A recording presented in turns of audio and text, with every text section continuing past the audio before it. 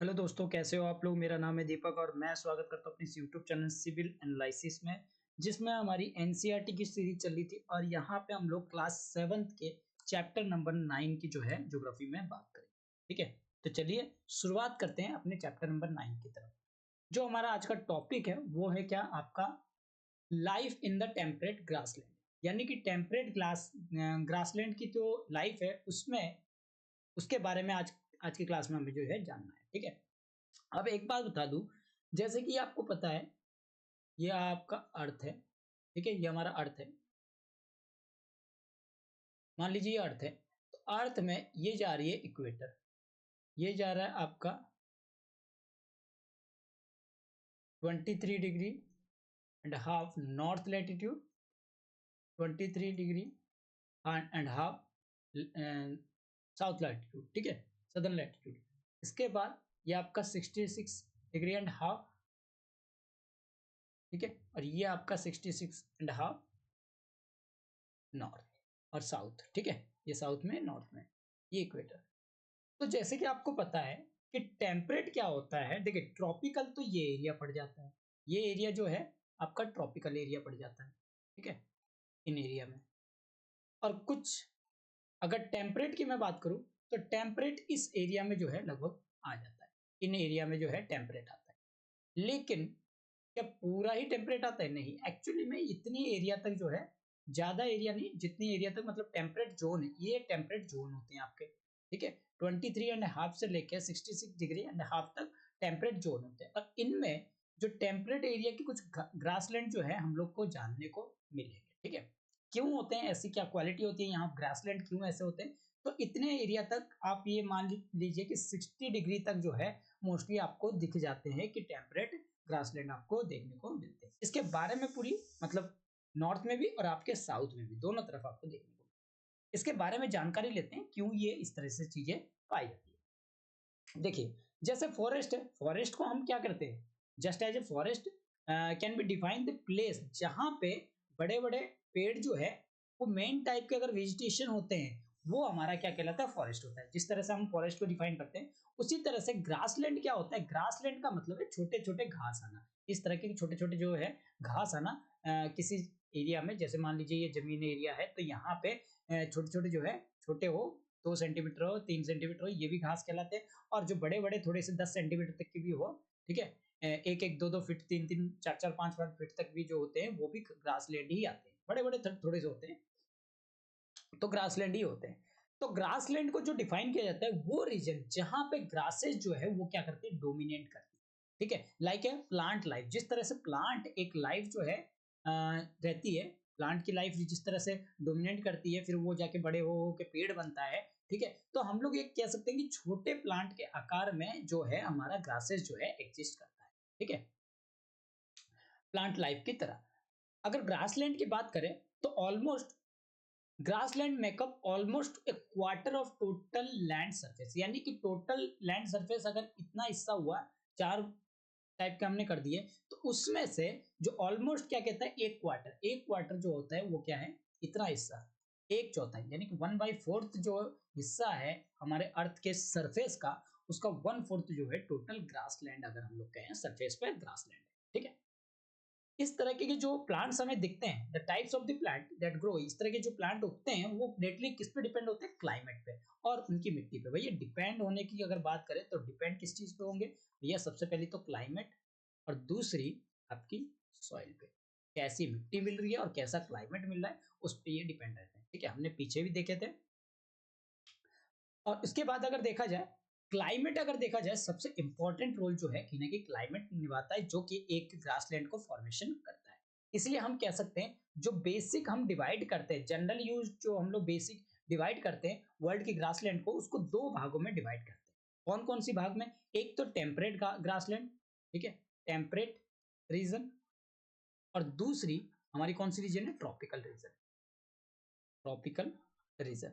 और दोनों में ही कहीं ना कहीं हमें ग्रासलैंड जो है देखने को मिलता है। यानी कि इस एरिया में भी देखने को मिलता है और इस एरिया में भी जो है हमें देखने को मिलता है। तो हम कह सकते हैं टेम्परेट रीजन और आपके दूसरा ट्रॉपिकल रीजन। ठीक है, चल आगे बात करते हैं। कुछ ग्रासलैंड के बारे में जानते हैं, जो इंपॉर्टेंट ग्रासलैंड है उनके बारे में जानते हैं। वैसे तो वर्ल्ड में अलग अलग जगह पे बड़े बड़े एरिया में जो है फैले हुए ग्रासलैंड है, लेकिन कुछ इंपॉर्टेंट जो है ग्रासलैंड यहाँ पे डिस्क्राइब की गई है, उनके बारे में थोड़ा जानने की कोशिश करें। सबसे पहला है पेरियरीज। ठीक है, पेरियरीज क्या है? ये हमारे टेम्परेट ग्रासलैंड है और कहाँ पे? नॉर्थ अमेरिका की तरफ। आप ये देख सकते हैं, अगर मैं अमेरिका का मैप बनाऊं,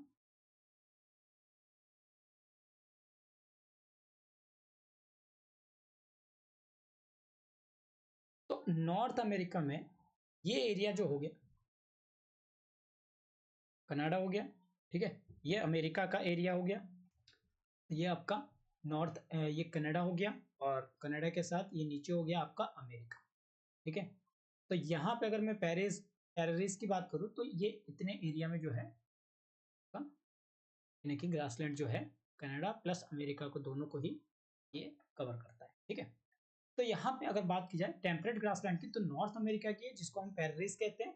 ठीक है, ये जो रीजन है काफी ज्यादा फ्लैट दिखता है, रीजन जेंटली स्लोपिंग है, यानी कि हल्की स्लोपिंग हमें देखने को मिलता है। ठीक है, और यहाँ पे देखा जाए तो हिली लैंड है, मतलब थोड़ा सा लैंड किस तरह से इस तरह से उठा हुआ दिखेगा आपको। ठीक है, तो इसके ज्यादातर जो पार्ट है पेरिस के, वो क्या है? ट्री लेस एरिया, यानी कि यहाँ बिल्कुल ट्री आपको दिखाई नहीं देगा, और लगभग अगर देखा भी जाएगा तो जो लो लेइंग प्लेन है वहां पे कहीं ना कहीं आपको थोड़ा बहुत देखने को मिलेगा। इसके साथ साथ यहाँ पे रिवर वैलीज देखने को मिलेगा, वुडलैंड्स यानी कि ऐसे वुडलैंड वगैरह जो है वो आपको मिलेंगे। यहाँ पे बड़े बड़े ग्रास मिलेंगे जो कि 2-2 मीटर तक हाई है और काफी ज्यादा डोमिनेट भी करते हैं। ठीक है, लैंडस्केप में। इसकी अगर एक्चुअली बात करें तो इनको सी ऑफ ग्रास जो है यहाँ पे कहा जाता है। इट इज एक्चुअली एक सी ऑफ ग्रास जो है कहते हैं। अगर पेरिस की बात करें तो पेरिस जो है वो इन्हें की बाउंडेड किससे? Rocky mountain. यहाँ पे आपको पता है ये जो माउंटेन है वो कौन सी माउंटेन है? रॉकी माउंटेन है, और वो रॉकी माउंटेन कहाँ पे है? आपके नॉर्थ अमेरिका। ठीक है, तो नॉर्थ अमेरिका में जो है रॉकी माउंटेन पाया जाता है, और इस रॉकी माउंटेन के वेस्ट में और साथ ही साथ जो ग्रेट लेक है वो ईस्ट में, आपको वहां पे ये कहने की बाउंडेड है। ठीक है, वेस्ट यानी कि रॉकी माउंटेन, अगर रॉकी माउंटेन जो है वो है, तो ये ग्रेट लेक्स के आपके ईस्ट में पड़ेगा। अगर मान लीजिए यहाँ ग्रेट लेक है और रॉकी माउंटेन ये रहा, तो यहाँ पे इसके वेस्ट और इसके ईस्ट में जो है आपको देखने को मिलेगा। ठीक है, आप यहाँ देख सकते हो नीचे की तरफ। ठीक है, यहाँ पे आप देख सकते हो रॉकी माउंटेन है। ठीक है, इस तरफ आप देख सकते हो ये जो लेक है, लेक आपको देखने को मिलेगा। ठीक है, इसके ईस्ट में जो है आपको पेरिस जो है देखने को मिलेगा।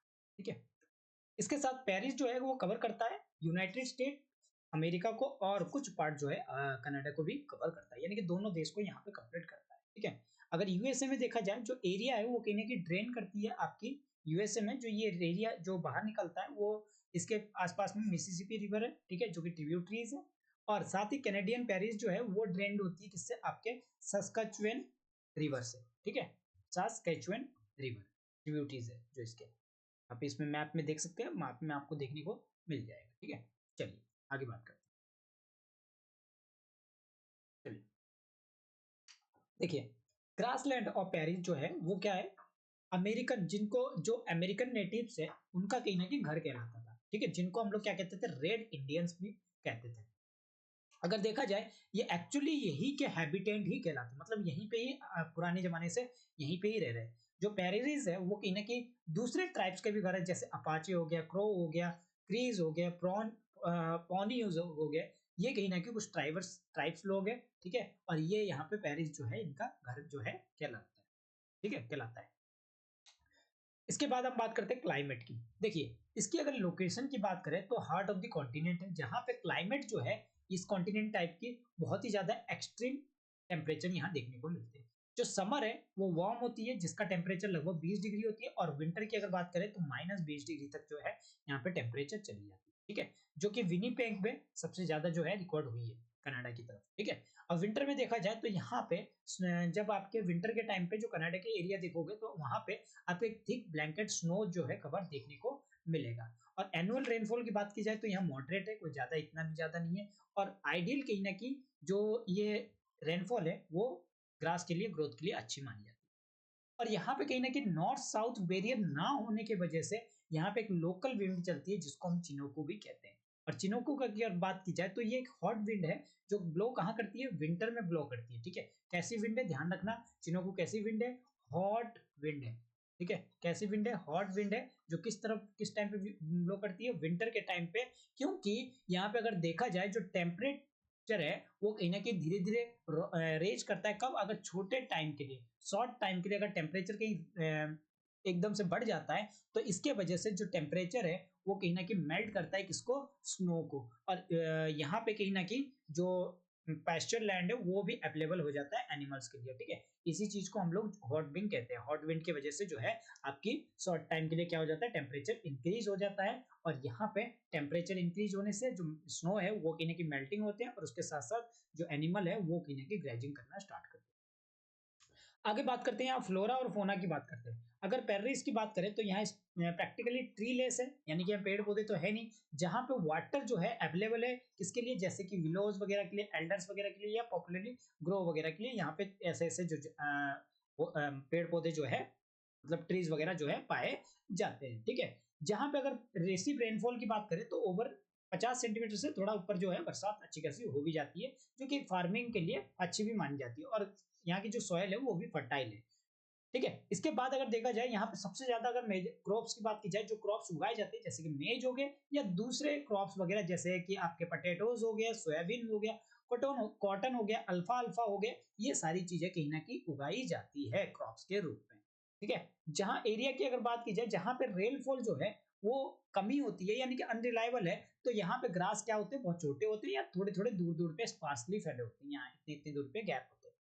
ये एरिया जो है वो कैटल रेयरिंग के लिए अच्छी मानी जाती है। जो बड़े कैटल फार्म है वो कहीं ना कहीं इनको रेंचेस कहा जाता है। ठीक है, जो कि देखते हैं कहाँ पे आपको, यहाँ पे स्टडी मैन जो वगैरह जो है देखते हैं, जिनको हम लोग काउ बॉयज वगैरह जिसे कहते हैं, तो वो ये लोग जो है पाए जाते हैं। इसके बाद बिसोन हो गया या अमेरिकन बफेलो जिसको कहते हैं, यहाँ पे इंपॉर्टेंट एनिमल है इस रीजन का।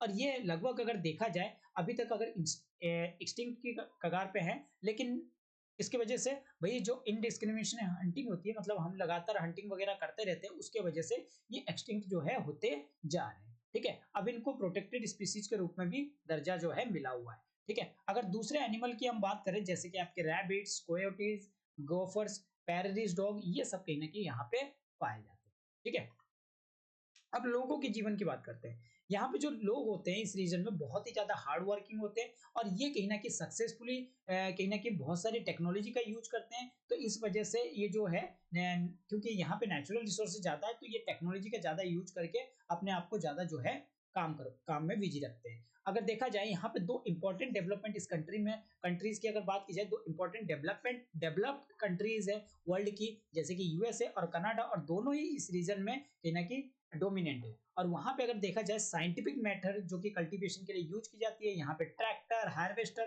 कंबाइन, सारी चीजें कहीं ना कहीं नॉर्थ अमेरिका में यूज की जाती है, जिससे कि यहाँ फूड जो है का फूड प्रोड्यूसर जो है वो सरप्लस में रहते हैं। अगर पैररीज की बात करें, यहाँ पे इसको हम लोग क्या कहते हैं, ग्रैनरीज ऑफ द वर्ल्ड। अगर ग्रैनरीज ऑफ द वर्ल्ड अगर किसी को कहा जाता है तो किसको कहा जाता है, आपके पैररीज को कहा जाता है। क्योंकि यहाँ पे वीट प्रोडक्शन जो है वो सबसे ज्यादा होती है और सरप्लस में रहती है। इसके बाद डेयरी फार्मिंग अगर बात की जाए, दूसरी सबसे बड़ी इंडस्ट्रीज है, अनदर इंडस्ट्रीज है। और डेयरी बेल्ट यहाँ पे कहीं ना कहीं ग्रेट लेक से लेकर अंटार्कटिक कोस्ट जो कि ईस्ट में है आपके, वहां तक फैली हुई है। डेयरी फार्मिंग और एक्सटेंसिव एग्रीकल्चर कहीं ना कहीं दोनों चीजों को प्रमोट करती है। आपके फूड प्रोसेसिंग इंडस्ट्रीज को यहाँ सेटअप करने के लिए, सेटिंग करने के लिए अच्छी चीजें मानी जाती है। यहाँ पे अगर देखा जाए तो लार्ज मिनरल डिपॉजिट्स भी पाए जाते हैं, जैसे कि आपके कोल हो गया, आयरन हो गए। ठीक है, यहाँ आपके रेलवे नेटवर्क भी अच्छी है और कैनल्स वगैरह जो इस रीजन में वो भी काफी अच्छे हैं। इंडस्ट्रियलाइजेशन रीजन भी जो है इस वर्ल्ड में यहाँ पे अच्छी मानी जाती है। ठीक है, तो ये सारी चीजें कहीं ना कहीं यहाँ पे पाई जाती है। अगर बात करें एक सिंगल मशीन जो कि कंबाइन होती है सोइंग के लिए, प्लॉइंग के लिए, थ्रेसिंग के लिए, तो 3 in 1 उसको कहते हैं, जिसको हम लोग कंबाइन कहते हैं। ठीक है, अगर इंपॉर्टेंट सिटीज की बात करें अमेरिकन पेरिस में, तो शिकागो है, मिनेपोलिस है, ठीक है, इंडियानापोलिस है, कनास है, डेनवर्स है। तो ये सारे कहीं ना कहीं पाए जाते हैं। अब अगर कनाडियन पेरिस की बात की जाए तो इंपॉर्टेंट सिटी एडमोंटन है, सास्कोटोन है, कैलगरी है और विनिपेग है। तो ये सारे इंपॉर्टेंट सिटीज जो है यहाँ पे पाए जाते हैं। इसके बाद बात करते हैं भैया वेल्ड्स की। वेल्ड्स कहाँ मिलते हैं, वेल्ड्स आपके ये भी एक टेम्परेट जोन का ग्रासलैंड है। ठीक है, टेम्परेट ग्रासलैंड है, जो कि आपके कहाँ पाए जाते हैं, आपके साउथ अफ्रीका की तरफ जो है पाए जाते हैं, ठीक है। तो साउथ अफ्रीका में इसको वेल्ड्स कहते हैं। वेल्ड्स जो है एक रोलिंग प्लेट्यू है, मतलब रोलिंग इस तरह की प्लेट्यू है, ठीक है। और यहाँ पे कहीं ना कहीं अलग अलग हाइट के, जो कि 600 से लेके 1100 मीटर तक की, यानी कि 1 किलोमीटर तक की जो है आपको रेंजेस मिल सकते हैं। ये कहीं ना कहीं डार्किंसबर्ग माउंटेन से ईस्ट में घिरा हुआ है, आप देख सकते हैं हमारे यहाँ पे, ये वाला ईस्ट में आपको। इसके बाद देखा जाए वेस्ट में कलाहारी डिजर्ट, वेस्ट में ये जो है कलाहारी डिजर्ट जो है आपको देखने को मिलेगा, ठीक है। और नॉर्दर्न ईस्ट पार्ट में हाई वेल्ड जो है कुछ कुछ लोकेटेड है, जहां पे इनकी हाइट जो होती है 1600 मीटर तक जो है कुछ एरिया में देखने को मिलती है, ठीक है। कुछ कंट्री आप देख सकते हैं जो कि कवर है वेल्ड से, आपका बोट्सवाना हो गया, आपका लिसोटो हो गया, साउथ अफ्रीका हो गया, ठीक है। तो ये सारी जैसे कंट्रीज वगैरह आप ये देख सकते हैं वेल्ड से कौन कौन सी जो है। चलिए ये आपका होमवर्क है कि आपको कमेंट सेक्शन में बताना है कि वर्ल्ड से कौन कौन सी कंट्रीज जो है, नेबरिंग कंट्रीज जो है वो कौन कौन सी है, ठीक है। नेबरिंग कंट्रीज जो है कौन कौन सी है आपको बताना है। इसके साथ अगर ट्रिब्यूटरीज की बात की जाए तो ऑरेंज ट्रिब्यूटरीज है, लिम्पोपो ट्रेन जो है इस रीजन में ट्रेन करती है, ठीक है, लिम्पोपो और ऑरेंज। तो वेल्ड्स कहीं ना कहीं किसके द्वारा दी गई है, डच सेटलर के द्वारा दी गई है, जो पहले अफ्रीकन की कॉलोनी बना के रखते थे, ठीक है। कुछ कुछ टाइप के ग्रास जो है यहाँ पे ग्रो होते हैं ऑलमोस्ट हर अर्थ के अलग अलग सरफेस पे। इनका नाम आप देख सकते हैं, लॉन्स हो गया, क्रिकेट फील्ड हो गया, जो कि क्रैक्स लेके आता है, sides walk of the etcetera. तो ये सारी चीजें कहीं ना कहीं आपको देखने को मिलते हैं, ठीक है। अब वेल्ड्स की यानी कि यहाँ के क्लाइमेट के हिसाब से देखते हैं। वेल्ड जो है वो माइल्ड क्लाइमेट है, और यहाँ इन्फ्लुएंस किसके वजह से आता है, इंडियन ओशन। यहाँ इंडियन ओशन जो है उनको कहीं ना कहीं, ये साउथ अफ्रीका है तो इंडियन ओशन जो है यहाँ पे इन्फ्लुएंस जो है काफी ज्यादा करते हैं। यहाँ पे विंटर जो है कोल्ड रहता है और ड्राई भी रहता है, और जो टेम्परेचर है वो कहीं ना कहीं 5 डिग्री से 10 डिग्री होती है, और जुलाई सबसे ज्यादा कोल्डेस्ट मंथ जो है इनको कहा जाता है, जुलाई में, ठीक है। समर जो होते हैं वो छोटे होते हैं और गर्म भी होते हैं। जोहान्सबर्ग में जहां पे अगर रिकॉर्ड की बात की जाए 20 डिग्री टेम्परेचर जो है समर में रिकॉर्ड की गई। वेल्ट की बात की जाए तो यहाँ पे रेनफॉल जो है वो रिसीव होती है मेनली अगर देखा जाए समर मंथ में, जो कि नवंबर से फरवरी के बीच में। और ये मेनली बिकॉज क्योंकि ओशियन वार्म करंट के वजह से ही ये सारे हमें देखने को मिलते हैं, ठीक है। और जो कि आपके सोर तक आते हैं, वेल्ट के सोर तक की ना कि वॉश करने का काम करते हैं, ठीक है। वॉश करने का मतलब वहां तक ओशियन करंट जो है पहुंचते हैं, जिसके वजह से यहाँ पे समर मंथ में आपके रेनफॉल जो है रिसीव होते हैं, ठीक है। अगर रेनफॉल छोटे थोड़ा सा हो तो कहीं ना विंटर मंथ में, तो जो कि होता है कि कब आपके जून से टिल अगस्त तक, और उसके बाद अगर देखा जाए अगर थोड़ा हो तो वहां पे ड्रॉट की सिचुएशन भी बनना स्टार्ट हो जाता है। अब यहाँ के फ्लोरा और फोना की बात करते हैं, जीव जंतु किस प्रकार पाए जाते हैं। अगर वेजिटेशन है यहाँ पे स्पार्सली जो है कवर्ड है, यानी कि थोड़े थोड़े जगह पे कवर है। ग्रासेस जो है डोमिनेंट है इस एरिया में, रेड ग्रासेस जो कि यहाँ पे वेल्ड में जो है आपको देखने को मिलेगा। इसके साथ साथ हाई वेल्ड अकेशिया देखने को मिलेगा, मैरलुआ देखने को मिलेगा। ये सारे नाम इंपॉर्टेंट है, यूपीएससी के लिए इंपॉर्टेंट है ये सारे नाम, ये जो आपको नाम ऊपर बताते गया सारे इंपॉर्टेंट है। यहाँ पे एनिमल की बात की जाए तो वेल्ड में लॉयन, लेपर्ड, चीता, जहां से हमारा लाया गया कुदू, ये सारे जो जानवर है वो कहीं ना कहीं पाए जाते हैं। अब लोगों की जीवन की बात करते हैं। वेल्ड्स को अगर लोगों की बात करें तो लोग यहाँ पे कैटल रियरिंग का काम और माइनिंग का काम करते हैं। सॉइल इतने ज्यादा फर्टाइल नहीं है वेल्ड्स में, ठीक है। और क्योंकि यहाँ पे कहीं ना कहीं डिसकंटिन्यूटी इस वजह से ग्रासेस में देखने को मिलती है, और कुछ जगह पे तो बेरन सरफेस यानी कि जो बिल्कुल बंजर जमीन भी देखने को मिलता है। लैंड अगर देखा जाए कुछ जगह पे फर्टाइल है, जिसकी वजह से यहाँ क्रॉप उगाई जाती है। अगर मेन क्रॉप की बात की जाए तो मेज है, व्हीट है, बार्ले है, ओट्स है, पटेटो है। क्रैश क्रॉप में आपके तंबाकू हो गए, शुगर कैन हो गए, कॉटन जैसी चीजें उगाई जाती है। शिप रियरिंग यहाँ पे सबसे इंपॉर्टेंट ऑक्यूपेशन है लोगों का। शिप्स जो है वो कहीं ना कहीं शिप्स के अलग अलग ब्रीड को जो है यहाँ से पाला जाता है, और उनसे ऊल वगैरह जो है निकाला जाता है, किसके लिए, ऊल इंडस्ट्रीज के लिए, ठीक है। वेल्ड्स में मेरिनो शिप जो कि एक पॉपुलर स्पीसीज है, उनका ऊल जो है काफी ज्यादा वार्म होता है। क्या नाम है, मेरिनो मेरिनो शिप, ठीक है, मेरिनो शिप जो है। डेयरी फार्मिंग जो है अगला इंपॉर्टेंट ऑक्यूपेशन है। कैटल रियरिंग जो होती है वो कहीं ना कहीं वार्मर और वेटर रीजन में होती है, यानी कि जहाँ पे थोड़ी नमी वगैरह है, पानी बरसात वगैरह होती है। इसके साथ साथ डेयरी प्रोडक्ट में जैसे बटर, चीज प्रोडक्शन ऑफ दोनों ही तरह की चीजें कहीं ना कहीं डोमेस्टिक सप्लाई में हो या एक्सपोर्ट हो, दोनों की चीजें कहीं ना कहीं यहाँ पे प्रोड्यूस की जाती है। इसके बाद आगे अगर मैं बात करूं तो वेल्ड्स में काफी ज्यादा रिजर्व मिनरल्स भी है। यहाँ पे आयरन स्टील की इंडस्ट्री है जो कि डेवलप करती है, कोल और आयरन की प्रेजेंट है जो कि यहाँ पे, और गोल्ड और डायमंड की माइनिंग भी होती है, जो कि लोगों के इस रीजन में काफी इंपॉर्टेंट ऑक्यूपेशन है। जो जोहान्सबर्ग की बात की जाए तो यहाँ पे गोल्ड मिलता है, ठीक है। और gold capital of the world Johannesburg को भी जाना जाता है, ठीक है, ध्यान रखना। जोहान्सबर्ग क्या कहा जाता है? Gold capital of the world, gold capital of the world, ठीक है। किम्बरले जो कि एक फेमस डायमंड माइन है, ठीक है, यहाँ पे माइनिंग की जाती है डायमंड की और गोल्ड की साउथ अफ्रीका में, और यहाँ पे एक ट्रेड जो है अच्छी तरीके से स्टेब्लिश है ब्रिटेन के साथ, और ग्रेजुअली देखा जाए तो साउथ अफ्रीका जो है एक ब्रिटिश कॉलोनी भी रही है, तो यहाँ पे मिनरल जो है काफी अच्छी मात्रा में प्रोड्यूस भी की जाती है, मतलब माइनिंग की जाती है, और उसके बाद यहाँ पे एक वेल डेवलपमेंट ट्रांसपोर्ट सिस्टम भी है जो कि इन चीजों को पहुंचा, ठीक है। तो यहाँ पे हमने दो चीजों के बारे में पढ़े, एक तो आपके वेल्ड्स के बारे में और दूसरा आपके किस चीज के बारे में? पेरिस के बारे में, ठीक है, पेरिस के बारे में पढ़े। तो ये दोनों कहीं ना कहीं इंपॉर्टेंट आपके टेम्परेट ग्रासलैंड है, और कुछ इंपॉर्टेंट चीजें जो इनमें नाम है उसको याद रखने ताकि ये आपके एग्जाम में काम आ सके। चलिए, तो आई होप कि आज का जो लेक्चर है वो अच्छा लगा होगा। लेक्चर अच्छा लगा है तो इसको लाइक कीजिए, अपने दोस्तों के साथ शेयर कीजिए और इस चैनल को सब्सक्राइब करना ना भूलें। Thank you.